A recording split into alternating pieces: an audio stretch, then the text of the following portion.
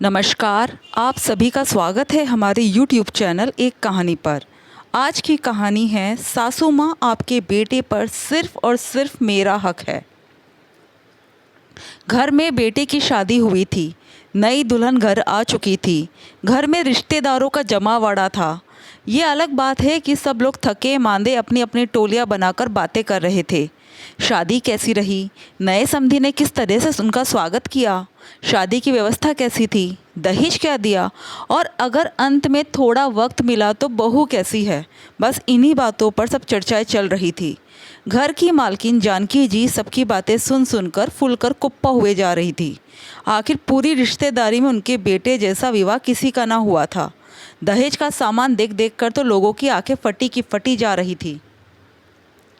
भला इतना दहेज एक खेतीहर किसान ने दे दिया। लोगों के गले से ये बात उतर नहीं रही थी। अरे भाई, इतना दहेज भला एक गांव में रहने वाला किसान कैसे दे सकता है? इसकी उम्मीद तो बिल्कुल नहीं थी। लगता है हमें भी अपने बेटों के लिए गांव में लड़कियां देखनी पड़ेगी। हाँ, पहले तो मुझे भी लगा था कि जीजी ने कहा अपने बेटे को गाँव में ब्याह दिया, कहा हमारा शहर का बाका नौजवान और कहा वो गाँव की लड़की। लेकिन देखो कितना दहेज मिला है। सच में जीजी ने घाटे का सौदा नहीं रहा। मनीष की शादी, दहेज का दहेज आ गया और ये लड़की गांव की है तो घर का सारा काम भी करेगी।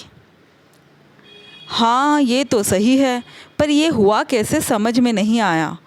लोगों की बातें सुन सुनकर जानकी जी आखिर बोली, अरे क्यों बातें बनाए जा रहे हो तुम लोग? खेती हर किसान से इतना दहेज निकलवाने के लिए समधन भी जानकी जैसी चाहिए? क्या समझे थे वो लोग कि सस्ते में निपट जाएंगे? अच्छे से तेल उतारा है मैंने उन लोगों का। कितना दहेज भी समेट लिया और अब देखना उनकी बेटी से सारे घर का काम भी करवाऊंगी। अरे पर बहू तो बेटे के साथ नौकरी वाली जगह पे चली जाएगी ना, किसी ने कहा तो जानकी जी ने जवाब दिया, अरे ऐसे कैसे चली जाएगी, उसे तो मैं यही रखूंगी। मेरे तो राज करने के दिन है अब। अरे बेटा पैदा किया है तो उसकी अच्छी खासी कीमत ही वसूलूंगी। सबके सामने डींगे हाँकती हुई जानकी जी ज़ोर ज़ोर से हंसने लगी। उनकी ये बात पास ही कमरे में बैठी नई दुल्हन रजनी के कानों में पड़ी। सुन सुनकर उसका खून खोल रहा था, लेकिन बिल्कुल चुप थी। तभी उस कमरे में मनीष किसी काम से आया तो उसकी नज़रें अपने पति से टकराई तो मनीष की नज़रें भी नीचे झुक गई। रह रहकर उसे 2 दिन पहले वाला मंजर याद आ रहा था। उस दिन घर में मेहंदी की रस्म चल रही थी। तभी उसके छोटे भाई मोहित ने आकर बताया कि उसकी होने वाली सास जानकी जी मिलने आई है। अचानक शादी के 1 दिन पहले जानकी जी का आना सबको परेशान कर रहा था। आई भी और आधे घंटे तक उसके बाबा और माँ के साथ एक कमरे में बातचीत करके चली भी गई। लेकिन उनके जाने के बाद बाबा और माँ परेशान ही दिखे। उसने पूछा भी तो दोनों ने कुछ बताया नहीं, बस इतना ही कहा, अरे बन्नो तेरी शादी है, दुल्हन का चेहरा तो खिला हुआ होना चाहिए। और वैसे भी समधन जी तो बारात के स्वागत के लिए कहने आई थी, आखिर उनका भी तो समाज में मान सम्मान है। तू चिंता बिल्कुल ना कर। उसके आगे उन्होंने कुछ कहा ही नहीं और रजनी भी बेफिक्र हो गई। लेकिन कल रात जानकी जी भी बारात के साथ आई थी। बाबा ने बहुत अच्छे से बारात का स्वागत किया था।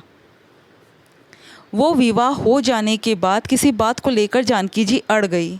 पता चला कि जानकी जी ने जितना कैश मांगा था उसमें कुछ रुपये कम थे। बस इसी बात को लेकर वो हंगामा कर रही थी। अरे आपसे मैंने कहा था ना कि मुझे कैश पूरा चाहिए, लेकिन इसमें 50,000 रुपये कम है। लेकिन समधन जी, आपके कहे अनुसार हमने सारा दहेज दिया है, यहाँ तक कि बारात का स्वागत भी आपके अनुसार ही हुआ है। आपने 10 लाख रुपए मांगे थे, पर शादी का खर्चा, दहेज का खर्चा सब कुछ निकाल कर इतने ही रुपए बचे हैं। बाकी के 50,000 मैं आपको बाद में दे दूंगा, पर अभी तो आप विदाई करवाइए। बाबा लगभग गिड़गिड़ाते हुए बोले, अरे ऐसे कैसे विदाई करवा दूँ? अगर पैसे कम थे तो पहले बताना चाहिए था ना, शायद मैं बारात ही वापस ले जाती। पर नहीं, आप तो बड़े चालाक निकले समधी जी। विदाई के समय यह बात बताई आपने मुझे, और आपने क्या बताई? ये तो नोट मैंने गिन लिए। याद रखना, बेटे की माँ हूँ। उसे पैदा किया है मैंने, पाल पोस कर बड़ा किया है, पढ़ा लिखा कर इंजीनियर बनाया है, आज बड़े शहर में नौकरी करता है। उसकी पूरी कीमत वसूल करूँगी। मैंने अपना बेटा कोई सस्ते में नहीं दिया है आपको। जानकी जी अभी भी अपनी ही धुन में कहे जा रही थी और उधर बाबा हाथ जोड़े गिड़गिड़ा रहे थे। समधन जी समझिए, अब हम रिश्तेदार हैं, यूँ सबके सामने मेरा तमाशा तो मत कीजिए। 50,000 रुपये ही तो कम है, मैं आपको बाद में दे दूँगा। ये सारा बंदोबस्त मैंने किस तरह से किया है, कम से कम उसका सम्मान तो कीजिए। इस शादी को करने में मेरी ज़मीन तक। कहते कहते बाबा की नज़र रजनी की तरफ चली गई और वो चुप हो गए। पर रजनी को समझ में आ गया कि बाबा ने उसकी शादी के लिए अपनी ज़मीन तक बेच दी। उसकी आंखों में आंसू आ गए तो बाबा ने उसे इशारे से चुप रहने को कहा। जानकी जी को अड़ा हुआ देखकर उसकी बुआ, चाचा और बहनों ने अपने पास से पैसे मिलाए और 50,000 रुपये किए। तब जाकर के रजनी की विदाई हुई। पर उसी पल से रजनी के मन में जानकी जी के लिए नफ़रत भर गई।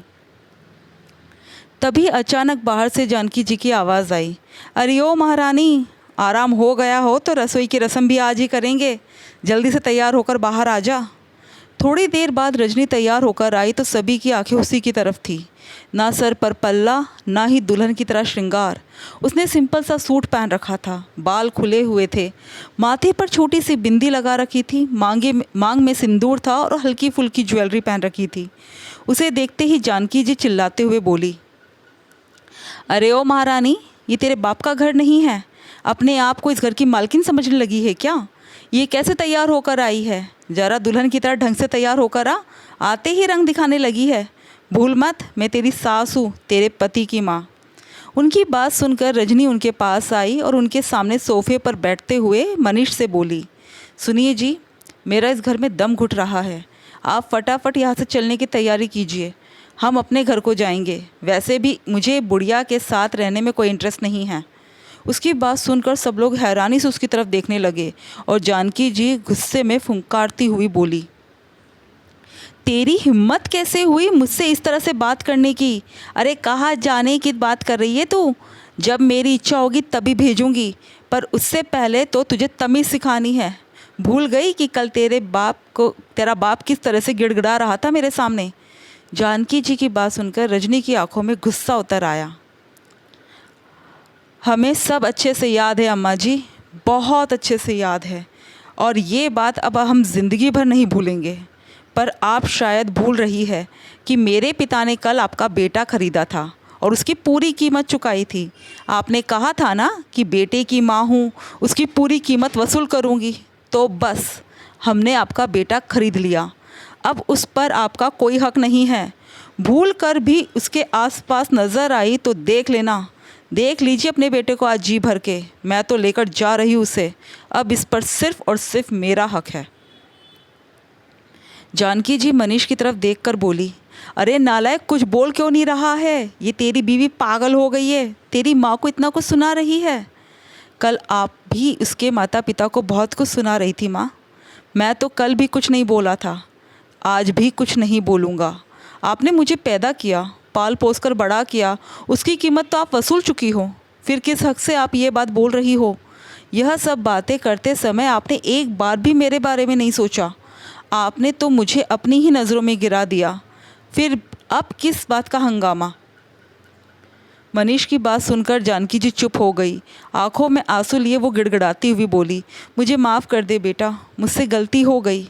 पर ना ही रजनी और ना ही मनीष ने उन्हें माफ़ किया।